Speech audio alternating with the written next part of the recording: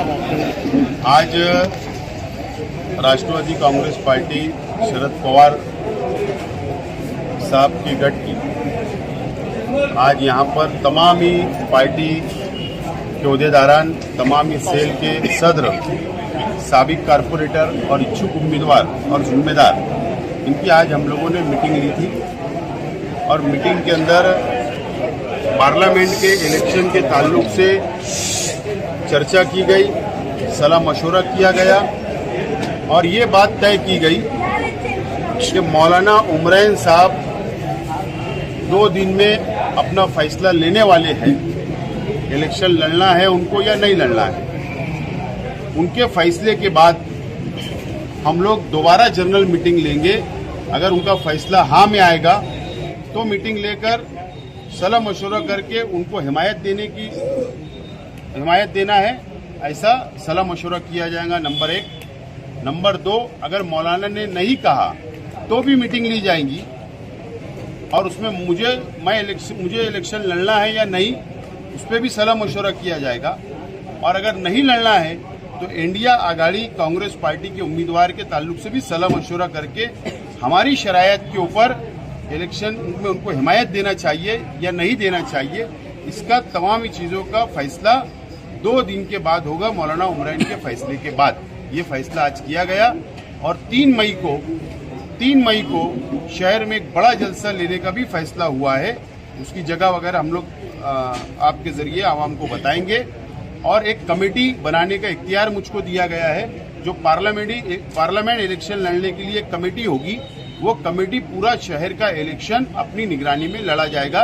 ये आज फैसला हुआ है, इसीलिए आज की मीटिंग रखी गई। आज दिन कितने बचे आसिफ साहब? दिन काफी कम है ना, आप भी देरी कर देंगे, वो भी देरी कर देंगे, तो कैसे तैयारी होगी? इतनी बड़ी कॉन्स्टिट्यूंसी में घूमना है। पार्लियामेंट का इलेक्शन है, देश का सबसे बड़ा इलेक्शन है और देश के एक आलिम दीन, मुस्लिम पर्सनल लॉ बोर्ड के बड़े आलिम जो हमारे शहर से ताल्लुक रखते मौलाना उमरैन साहब, उनको फैसला लेना है, वो भी बड़ा फैसला लेना है, तो मैं समझता हूँ उनको वक्त देना चाहिए। आज इंडिया अलायंस की जो है मीटिंग हुई, लेकिन उसमें आप नजर नहीं है, क्या बात?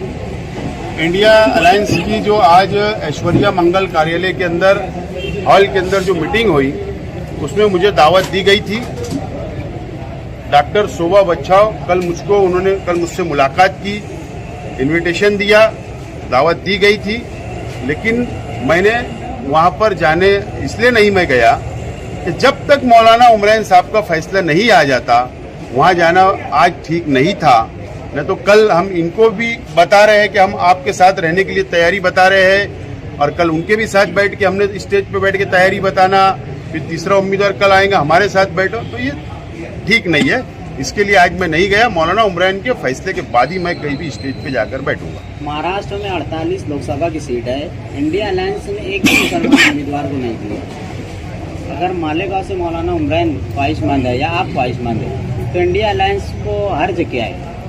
क्या लगता है आपको? इस देश के अंदर तो मुसलमानों का ये हाल है कि जब इलेक्शन आता है तो यतीम खाने से बच्चे को निकाला जाता है और जब इलेक्शन खत्म हो जाता है तो यतीम खाने में दोबारा डाल दिया जाता है उसको। ये हालत मुसलमानों की इस मुल्क में है।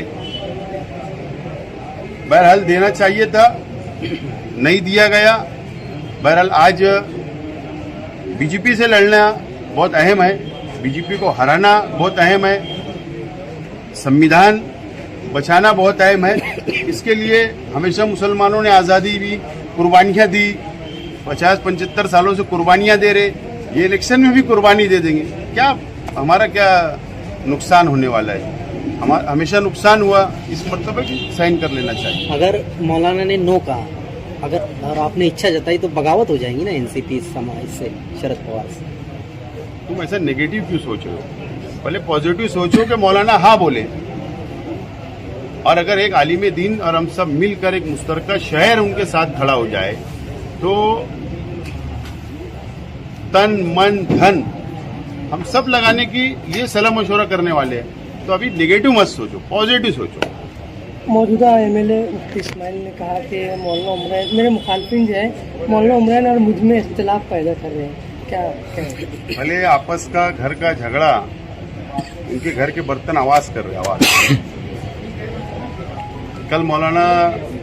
कल मुफ्ती मोहम्मद इस्माइल कासमी साहब ने कहा कि मौलाना को मैंने मशवरा दिया आप इलेक्शन मत लड़ो, लेकिन अंदर मेरी मालूमात अंदर कुछ कहा और बाहर कुछ बोल रहे हैं ना, उनकी बात में तफावत है। कल वो बोल रहे हैं कि मैंने कहा मौलाना को मेरा मशवरा इलेक्शन मत लड़ो, आज उनकी पार्टी के लोग बोल रहे हैं मौलाना ने लड़ना चाहिए। तो पहले एक अपना खुद का घर का फैसला दुरुस्त करो, बाद में दूसरों पर तनकीद करना। हमेशा इन्होंने इल्जाम लगाकर तो सियासत की है, झूठ फसाद करके सियासत की है, और आगे भी उनसे कोई अच्छी उम्मीद नहीं है।